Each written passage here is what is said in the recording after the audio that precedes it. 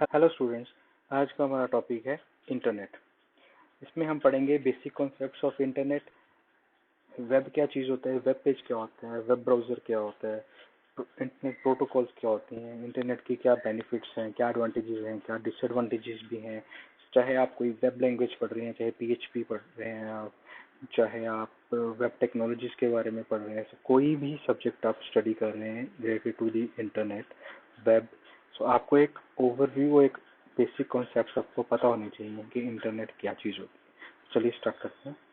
सबसे पहले आ गया इंट्रोडक्शन। तो इंट्रोडक्शन में देखते हैं क्या क्या है। तो इंटरनेट, जिसको हम नेट भी बोलते हैं, it is network of network. सबसे इजी आपको हर बुक में ये डेफिनेशन मिल जाएगी, इसको हम बोलते हैं नेटवर्क ऑफ नेटवर्क। छोटे छोटे नेटवर्क्स को अगर मैं कंबाइन करके एक बड़ा नेटवर्क बना देता हूँ तो अगर सभी इसको हम एक इंटरनेट भी बोलते हैं। सबसे बड़ा लार्जेस्ट कंप्यूटर नेटवर्क है वर्ल्ड का ये। इस सभी कंप्यूटर्स को आपस में हमने क्या किया हुआ है, कनेक्ट किया हुआ है। जैसे बिलियंस ऑफ कंप्यूटर्स यूजर्स आपस में कनेक्टेड है। सो इसमें इंटरकनेक्शन भी है और नेटवर्क भी है। सो नेटवर्क तो है ही है कंप्यूटर्स का, डिवाइसेस का, और आपस में भी वो इंटरकनेक्टेड है। क्यों है, वाई हमने क्यों कनेक्ट किया हुआ है इनको?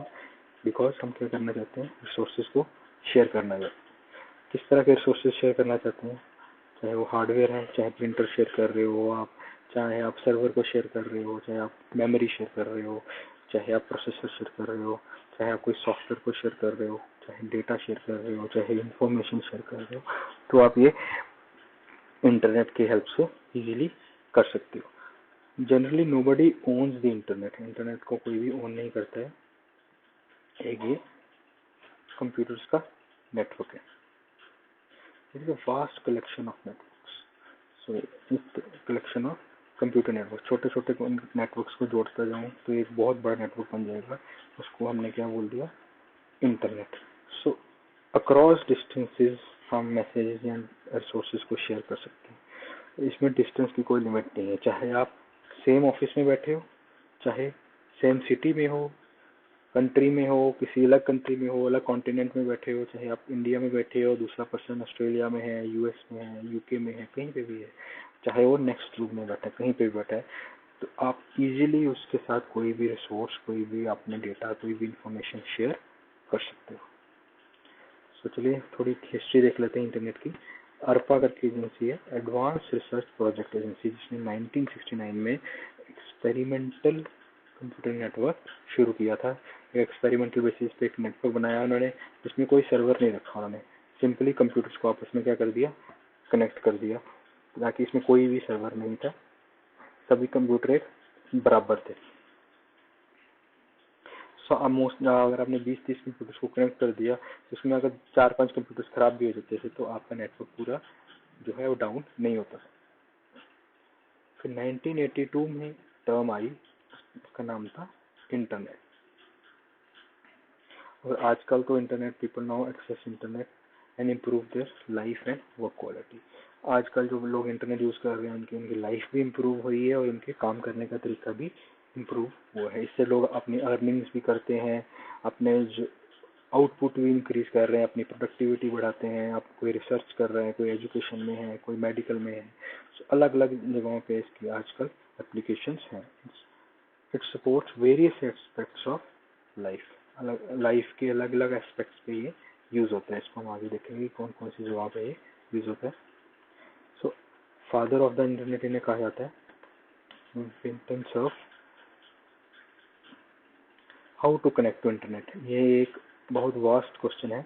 जस्ट एक डायग्राम में भी आप देख लीजिए, इसको हम डिटेल में आगे भी पढ़ेंगे। अब इंटरनेट के साथ कनेक्ट करने के अलग अलग मेथड्स हो सकते हैं। अगर वायरलेस इंटरनेट है, आपके पास ब्रॉडबैंड है, ऑप्टिकल फाइबर केबल आप यूज़ कर रहे हैं, किस तरह का आप मीडियम यूज़ कर रहे हैं, उसके अकॉर्डिंग आप अलग अलग तरीके से अपने डिवाइसेस को कनेक्ट कर सकते हैं। ये जो है ये DSL केबल है, इंटरनेट कनेक्शन आ रहा है यहाँ पे। DSL केबल, DSL मॉडेम लगाया, राउटर, और राउटर के साथ आपने कनेक्ट किया। टेलीफोन को भी कनेक्ट किया हुआ है ADSL स्प्लिटर के थ्रू, और उसको आपने कंप्यूटर को भी कनेक्ट किया हुआ। सबसे इम्पोर्टेंट है इंटरनेट सर्विसेज। किस तरह की इंटरनेट सर्विसेज हैं जो आप यूज़ करते हैं, मोस्टली आप जानते होंगे। ब्रीफली मैं बता देता हूँ। World wide web, web page जब यूज़ करते हैं, वेब पब्लिशिंग, वेब ब्राउज़र आप जानते हैं जैसे क्रोम हो गया, search engine Google, Yahoo, Microsoft Bing. Protocols होती हैं जैसे HTTP, HTTPS, FTP, अलग अलग प्रोटोकॉल्स होती हैं। क्या होती है हम आगे पढ़ेंगे। DNS, डोमेन नेम सर्वर, ये भी हम आगे डिटेल में पढ़ेंगे। HTTP, URL, HTML, ISP, emails हम यूज़ करते हैं, जीमेल यूज़ करते हैं, याहू मेल यूज़ करते हैं। वीडियो कॉन्फ्रेंसिंग जैसे जूम हो गया, आपका गूगल मीट हो गया, आप चाहे इसको व्हाट्सएप में वीडियो कॉन्फ्रेंसिंग कर रहे हैं कॉल पे।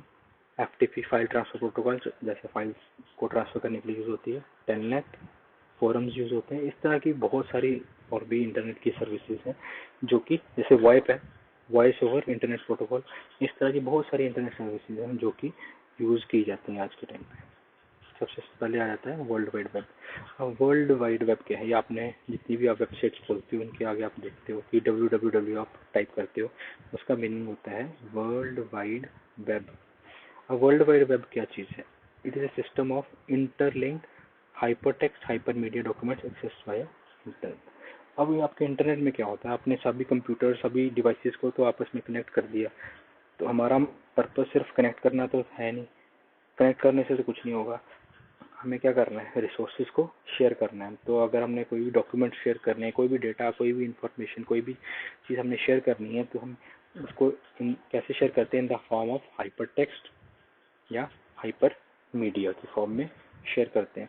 तो वो उनको शेयर करने के लिए एक सिस्टम है जिसको हम क्या बोलते हैं, वर्ल्ड वाइड वेब। अब हाइपर टेक्स्ट क्या है? जो आपका टेक्स्ट होता है, it is displayed on a computer और other electronic devices with reference to the other text that reader can immediately access। तो आप कोई भी वेब पेज खोलते हो, उसमें जो टेक्स्ट आता है उसको हम क्या बोलते हैं, हाइपर टेक्स्ट। जो कि आप माउस पे आप क्लिक करते हो, आप इजीली उसको एक्सेस कर सकते हो। उसको आप बोल्ड होता है, उसमें एनिमेशंस लगी होती हैं, कलर्स लगे होते हैं, अंडरलाइन किया होता है, तो एक नॉर्मल टेक्स्ट को हाइपर टेक्स्ट में क्रिएट किया होता है। अब जैसे आपका हाइपर टेक्स्ट है वैसे ही आपका हाइपर मीडिया है। हाइपर मीडिया में क्या होगा, जो ग्राफिक्स होंगे, ऑडियो हो सकता है, वीडियो हो सकता है, नॉर्मल टेक्स्ट भी हो सकता है, और हाइपर लिंक्स भी हो सकते हैं जो कि किसी और डॉक्यूमेंट को आप डायरेक्ट करना चाहते हो। वर्ल्ड वाइड वेब को किसने इन्वेंट किया था? Tim Berners. अब आया था what is the difference between web and internet. Web में और इंटरनेट में क्या डिफरेंस है? दोनों एक अलग अलग चीज़ें हैं, बट स्टिल हम देख लेते हैं क्या है। Internet it is a collection of networks. Networks का क्या है, ये कलेक्शन है जो कि अलग अलग businesses, government agencies, education institution या फिर इंडिविजुअल्स भी, इंडिविजुअल्स मतलब कोई भी पर्सन इसको यूज करता है। नेक्स्ट आ जाता है world wide web. World wide web का मतलब है means we use to access the information over the internet. Internet हो गया कि हमने एक नेटवर्क बना दिया। मान लो आपके पास 10 कंप्यूटर है, आपने 10 कंप्यूटर्स को आपस में जोड़ दिया, कनेक्ट कर दिया, उसको हमने क्या बोल दिया, नेटवर्क बना लिया जी, आपने उसको इंटरनेट बोल दिया। अब आपको कोई ना कोई सॉफ्टवेयर, कोई ना कोई मेथड तो चाहिए कि आप कैसे फाइल शेयर करोगे। अगर आपने 10 कंप्यूटर्स कनेक्ट कर दिए और उनमें आपने फाइल शेयर करनी है, आपने इमेजेस शेयर करनी है, या आपने कोई सॉन्ग शेयर करने हैं, कुछ भी शेयर करना है, तो कैसे करोगे? कोई ना कोई आपको मीन्स, कोई ना कोई तरीका चाहिए। वो क्या है? World wide web. इसमें बहुत कुछ होता है, इसमें प्रोटोकॉल्स होती हैं आपके अलग अलग, जिसके थ्रू आप ये सारा कुछ करते हो। नेक्स्ट आ गया वेब पेज। ये आपने बहुत बार सुना होगा वर्ड। आप कोई भी वेबसाइट खोलते हो, उसमें पेजेस होते हैं, उनको वेब पेज खोलते हैं। तो वेब पेज क्या है? एक तरह का डॉक्यूमेंट ही होता है। जब आप कोई भी वेबसाइट खोलते हो, तो लेट्स सपोज आपने फेसबुक खोला हुआ है, तो उसका जो होम पेज आ गया, इसको वेब पेज बोल सकते हो। उसमें क्या है, डॉक्यूमेंट है वो भी एक तरह का। उसमें क्या क्या होता है, अलग अलग इंफॉर्मेशन होती है उसमें, जो कि आप इजीली एक्सेस कर सकते हो with the help of web browser. चाहे आप अपने मॉनिटर पे भी इसको डिस्प्ले करा सकते हो, या अपने मोबाइल डिवाइस पे भी डिस्प्ले करा सकते हो। अब जो इन्फॉर्मेशन होती है वो किस फॉर्म में होती है? HTML में होती है। वो HTML फॉर्मेट में आपको वहाँ पे विजिबल होती है। अब उसमें क्या क्या होता है HTML में? टेक्स्ट होता है, ग्राफिक्स होते हैं, ऑडियो होते हैं, वीडियो होती है। चाहे आप उसको फेसबुक को ही आप माइंड में रख के देख सकते हो, आपको टेक्स्ट भी मिलेगा, अलग अलग इमेजेस, लोगोज, ग्राफिक्स भी मिलेंगे, वीडियो ऑडियो भी डालते हैं लोग उसमें, और अलग अलग कनेक्शंस भी होते हैं। कनेक्शन मतलब किसी और की प्रोफाइल के आपने जाना तो आप इजीली क्लिक करके जा सकते हो, तो अलग अदर डॉक्यूमेंट्स में भी आप इजीली जा सकते हो। आप एक चीज़ नोट करोगे, जितने भी आप टेक्स्ट, ग्राफिक्स, इमेजेस जो भी आप डालते हो, हर एक वेब पेज जो होता है आपका, उसका एक अलग एड्रेस होता है। उसको हम क्या बोलते हैं? Uniform resource locator, URL. तो जब भी आप कोई भी वेबसाइट खोलते हो, वेब पेज खोलते हो, कुछ भी, तो आप ऊपर जब ब्राउजर में ऊपर जहाँ पे एड्रेस होता है, तो ऊपर जो पूरा एड्रेस लिखा आता है उसको हम क्या बोलते हैं? आपका यूआरएल। अब आ गया आपका वेब ब्राउजर। अब आपने वेब पेज डेक इन्फॉर्मेशन भी बना ली। अब हर अलग तरह की इन्फॉर्मेशन को अगर हमने देखना हो, एक्सेस करना हो, यूज़ करना हो, उसको एडिट करना हो, कुछ भी करना हो, उससे रिलेटेड हमने काम करना हो, तो उसके लिए एक अलग तरह का सॉफ्टवेयर होता है। जैसे कि अगर मैं आपको एग्जांपल दूं, अगर आपके पास MP4 फाइल है, तो आप MP4 फाइल को क्या MS वर्ड में देख सकते हो? आप नहीं देख पाओगे। आप MP4 फाइल को किस में देखोगे? VLC प्लेयर में देखोगे। अगर आपके पास PPT फाइल है, तो क्या आप PPT फाइल को माइक्रोसॉफ्ट एक्सेल में खोल सकते हो? नहीं। उसके लिए आपको क्या चाहिए? माइक्रोसॉफ्ट पावर पॉइंट चाहिए। अगर आपके पास कोई PSD फाइल है, दैट इज फोटोशॉप की फाइल है, तो आप फोटोशॉप की फाइल को क्या आप VLC प्लेयर में खोल सकते हो? नहीं। आपको अडोबी फोटोशॉप इंस्टॉल करना पड़ेगा। इसी तरह से अगर जो आपके वेब पेजेस होते हैं, जिसको आपने रिट्रीव करना है, आपने इनको प्रेजेंट करना है, उनको ट्रावर्स, उनको उनका मतलब समझना है, तो उसके लिए आपको क्या चाहिए? आपको सॉफ्टवेयर एप्लीकेशन चाहिए। तो उस सॉफ्टवेयर एप्लीकेशन को क्या बोलते हैं? Web browser. जो कि लोकेट करना हो, कुछ कोई भी चीज़ आप गूगल पे सर्च करते हो, उसको देखते हो, आगे पीछे जाना हो, अगले पेज पे जाना है, पिछले पेज पे जाना है, कुछ भी नेविगेट करना है आपने इंटरनेट पे, वेब के ऊपर, तो आप इजीली कर सकते हो। और ये इसका इंटरफेस बहुत इजी होता है। इसको हम ग्राफिकल यूजर इंटरफेस भी बोलते हैं। आइकन्स बने होते हैं। कोई चीज़ सेव करनी है तो सेव का आइकन बना होगा। अगर आपने रिफ्रेश करना है तो रिफ्रेश का आइकन बना होगा। बंद करना है तो क्रॉस आइकन बना है। ग्रीन कलर का बना है तो रेड कलर का है तो क्रॉस हो जाएगा। येलो कलर का है, मिनिमाइज करना है। इस तरह से आपके अलग अलग आइकन्स बने होते हैं। तो अलग अलग वेब ब्राउजर्स होते हैं, कुछ है मैं हाईलाइट कर रहा हूँ। सो फर्स्ट, सबसे पहला जो वेब ब्राउजर था, it was developed by Mozilla. ये अलग अलग कुछ वेब ब्राउजर हैं जो आप काफ़ी यूज़ करते होंगे। गूगल क्रोम सबसे ज़्यादा यूज़ होता है। फायरफॉक्स आपने सुना होगा। इंटरनेट एक्सप्लोरर है। आजकल माइक्रोसॉफ्ट का एज भी आ गया है। एप्पल का सफारी है। ओपरा मिनी आप यूज़ करते होंगे मोबाइल में। इसी तरह से यूसी ब्राउजर भी है, और भी बहुत सारे ब्राउजर हैं। अब नेटस्केप नेविगेटर भी एक है जो पहले काफ़ी यूज़ होता था। नेक्स्ट आ गया प्रोटोकॉल। प्रोटोकॉल क्या होता है? इसको हम बोलते हैं सेट ऑफ रूल्स। कोई भी मैं अगर रूल्स बना देता हूँ, उसको मैं क्या बोलूँगा? प्रोटोकॉल्स। चाहे आप डेली कॉलेज जाते हैं, आप क्लासेस अटेंड करते हैं, उसमें आपने प्रोटोकॉल्स होते हैं, आप फॉलो करते हैं। अगर 9:30 बजे आपने कॉलेज पहुँचना है, क्लास में आपने अटेंड करनी है, तो उस वो भी एक आपकी क्या होगी? प्रोटोकॉल हो गई। चाहे आपने बस में ट्रेवल करते हो, तो जो अगर कोई बस चला रहा है, जहाँ आप बाइक चलाते हो, कोई भी आप कार चला रहे हो, तो आप प्रोटोकॉल फॉलो करते हो कि लेफ्ट साइड पे चलना है, रेड लाइट पे रुकना है। तो इसी तरह से कोई भी कम्युनिकेशन करना है, कोई भी नेटवर्क को चलाना है, कुछ भी आपने करना है, तो उसके लिए कुछ ना कुछ रूल्स होना ही बहुत ज़रूरी है, तभी आपकी कम्युनिकेशन प्रॉपर वे में हो सकती है। नहीं तो क्या होगा? प्रॉपर कम्युनिकेशन नहीं होगी, कोलिजन्स हो जाएंगी, एरर्स आएंगे, कंजेशन आ जाएंगी, प्रॉब्लम्स बहुत सारी आएंगी। तो कम्युनिकेशन आपका बहुत जरूरी है। तो कम्युनिकेशन प्रोटोकॉल क्या है? कम्युनिकेशन के क्या कुछ रूल्स होंगे जो कि इंफॉर्मेशन या मैसेजेस को एक्सचेंज करने के लिए यूज़ किए जाएंगे। किस तरह के रूल्स हैं, किस तरह की प्रोटोकॉल्स हैं जो डाटा ट्रांसफर के लिए यूज़ होती हैं?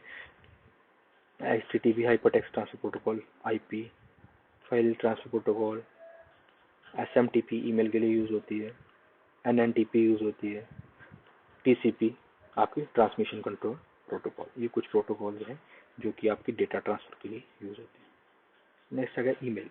इसको हम इलेक्ट्रॉनिक मेल भी बोलते हैं। हमको पता होगा ये क्या है। जब भी आप कोई रिटर्न मैसेज सेंड करते हो इंटरनेट पे, आप उसको एक ईमेल की फॉर्म में भी सेंड कर सकते हो। सो इसमें आप जैसे नॉर्मल आपकी मेल होती है, वैसे ही आपकी ईमेल होती है। जब नॉर्मल मतलब किसी को आप चिट्ठी भेजते हो तो आप उसका एड्रेस से भेजते हो, वैसे ही आप ईमेल भी किसी को भेजते हो, उसका क्या होता है? मेल एड्रेस होता है, जो कि यूनिक होता है। दो पर्सन का, अगर कोई ए पर्सन है, कोई बी पर्सन है, दोनों का ईमेल आईडी, ईमेल एड्रेस क्या होगा? डिफरेंट होगा। सेम ईमेल एड्रेस नहीं हो सकता। जैसे कि आपका लेटर बॉक्स होता है, घर के बाहर आपने लगाया होता है मेल बॉक्स, वैसे ही ये आपका ईमेल काम होता है। ये SMTP के ऊपर काम करता है। अब हमारा टॉपिक आ जाता है इंटरनेट की क्या एडवांटेजेस हैं। ये कुछ स्मॉल एडवांटेजेस कुछ लिखी हैं मैंने, बट आप मुझसे शायद ज़्यादा ही आपको पता होगा, क्योंकि आजकल इंटरनेट बहुत ज़्यादा यूज़ हो रहा है। बट ये कुछ मेजर एडवांटेजेस हैं जिसने रेवोल्यूशन लेके आया है, जिसके कारण इंटरनेट को हम रेवोल्यूशनाइज बोल सकते हैं, किसने हम इस पूरी दुनिया को रेवोल्यूशनाइज किया। सबसे पहला आ जाता है कम्युनिकेशन। अब कम्युनिकेशन क्या होता है? आपस में आप कोई भी दो पर्सन कम्युनिकेट कर रहे हो, चाहे दो डिवाइसेस आपस में कम्युनिकेट कर रही हैं, आपने दो फोन आपस में आप डेटा ट्रांसफर कर रहे हो तो वो भी कम्युनिकेट कर रहे हैं, चाहे आप फोन पे किसी से बात कर रहे हो तो वो भी कम्युनिकेशन हो रहा है, चाहे आप वीडियो कॉलिंग कर रहे हो तो भी कम्युनिकेशन हो रहा है। तो communication is a process of transmitting and receiving. आप ट्रांसमिट भी करते हो, आप भेजते भी हो और आप रिसीव भी करते हो। क्या क्या भेजते हो, क्या रिसीव करते हो? कोई भी सिंबल हो गया, कोई डेटा भेज रहे हो रिसीव कर रहे हो, इमेज भेज रहे हो रिसीव कर रहे हो, टेक्स्ट हो गया, डॉक्यूमेंट भेजते हो रिसीव करते हो, ग्राफिक्स भेजते हो रिसीव करते हो, वीडियो भेज रहे हो, कुछ भी भेज रहे हो, तो इसको क्या बोल देंगे? कम्युनिकेशन हो रहा है जी। अब कम्युनिकेशन में क्या क्या होता है? कलेक्शन भी होती है, प्रोसेसिंग भी होती है, डिस्ट्रीब्यूशन भी होती है, शेयरिंग भी होती है, आप रिसीव भी करते हो, रिट्रीव भी करते हो, आप आगे ट्रांसफर भी करते हो, आप उसको स्टोर भी करते हो। ये सारा प्रोसेस किसमें आ जाता है? कम्युनिकेशन में। सो इंटरनेट के थ्रू ही कम्युनिकेशन आजकल किया जाता है। पहले कम्युनिकेशन कैसे होता था? कि आप लेटर्स भेजते थे पोस्ट ऑफिस जाके, अब ईमेल्स यूज होने लग गई हैं। पहले लैंडलाइन फोन यूज होते थे, आजकल इंटरनेट फोन यूज होने लग गए हैं। आप व्हाट्सएप पे कॉलिंग कर सकते हो, आप जियो पे कॉलिंग कर सकते हो, आप जूम के थ्रू कॉन्फ्रेंसिंग कर सकते हो, मैसेंजर्स के थ्रू आप सिर्फ आप एक फोन और मैसेज ही नहीं, आप फोटोज भी भेज सकते हो, वीडियोज भी भेज सकते हो, आप इमोजीज यूज करते हो अपने इमोशंस को एक्सप्रेस करने के लिए, आप रिएक्शंस यूज करते हो, किसी ने कोई कोई कमेंट किया है उसको लाइक, डिसलाइक, लाफ, लव, इस तरह से आप उसका इमोशंस को भी आप एक्सप्रेस करते हो। तो एक कम्युनिकेशन बहुत इफेक्टिव हो गया, बहुत असरदार, बहुत अच्छे वे से आप कर सकते हो अगर आप इंटरनेट को यूज कर रहे हो तो।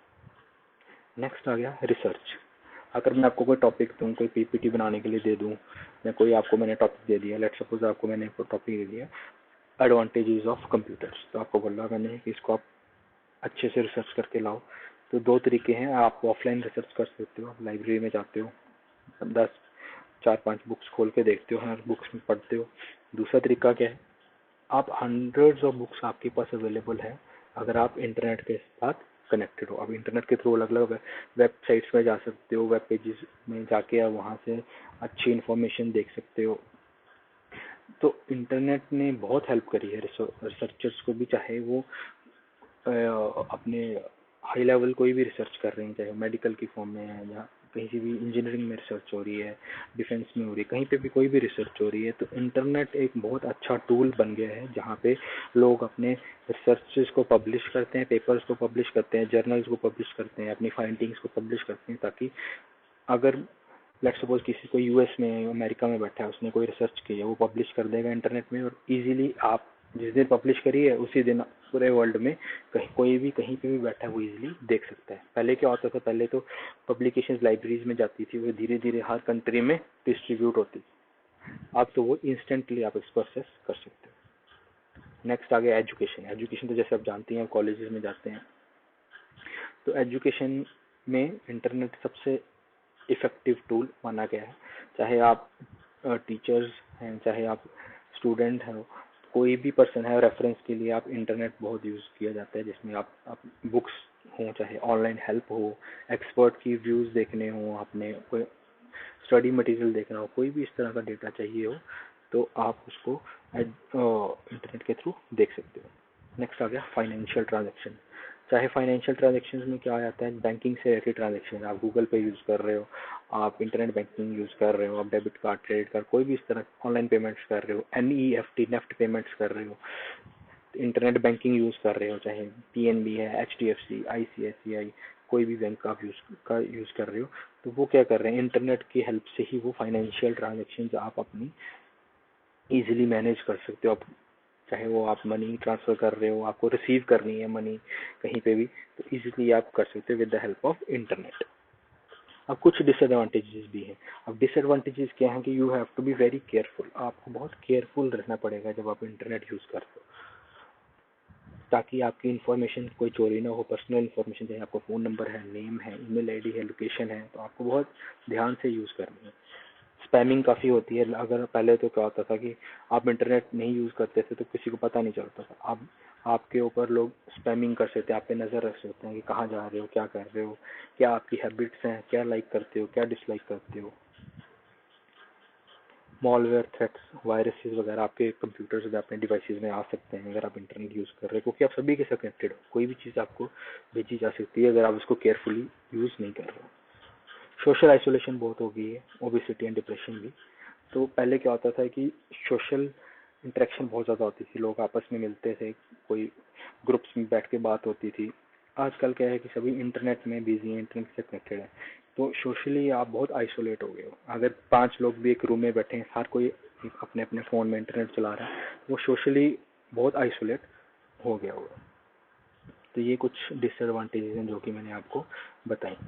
सो कंक्लूजन में हम यही कह सकते हैं कि it is the best use of internet is with careful planning and proper. अगर आपने बेस्ट यूज करना है इंटरनेट का, तो अगर आप उसको प्रॉपर प्लानिंग और मैनेजमेंट के साथ करोगे तो आप इंटरनेट का एक बेस्ट यूज कर सकते हो।